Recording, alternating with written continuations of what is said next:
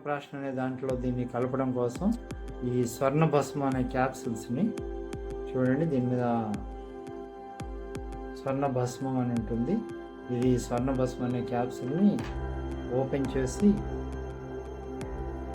దీని ఇలా పొడి రూపంలో ఉంటుంది. ఇది మొత్తం భస్మం ఓపెన్ చేసి దీంట్లో కొన్ని ఏదైతే ఇమ్యూనిటీ బూస్టు, రెండోది నరాల శక్తికి, మేధస్సు బాగుండటానికి ఇది ఉంటుందో దానికి సంబంధించినవి బ్రాహ్మీ ఘృతము, ప్లస్ రెండోది సరస్వత ఘృతము, తర్వాత సంస్కృత మధు, తర్వాత ఎస్టీ,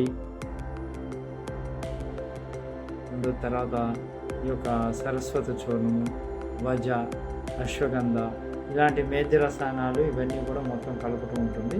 ఇవన్నీ కలిపేసి మొత్తం దీని అంతా ఇది చేసి ఒక తీయటి పేస్ట్ లాగా చేసి మీకు పంపించడం జరుగుతుంది. ఈ స్వర్ణప్రాశన కోసం స్వర్ణ భస్మము అన్ని రకాల మూలికలు కలిపిన తర్వాత వచ్చినదండి. ఇది కలపడం జరిగింది. ఎంతసేపు? సుమారు అరగంట సేపు దీన్ని మొత్తం మర్దన చేయడం జరుగుతుంది. ఇది ఈ విధంగా వస్తుంది. దీని డోస్ చెప్తాను. బఠానీ గింజంతా పెట్టాలి ప్రతిరోజు, లేదా ప్రతి పుష్యమి నక్షత్రం రోజు పెట్టాలి. మీ బాబు మాత్రం ప్రతి పుష్యమి నక్షత్రానికి.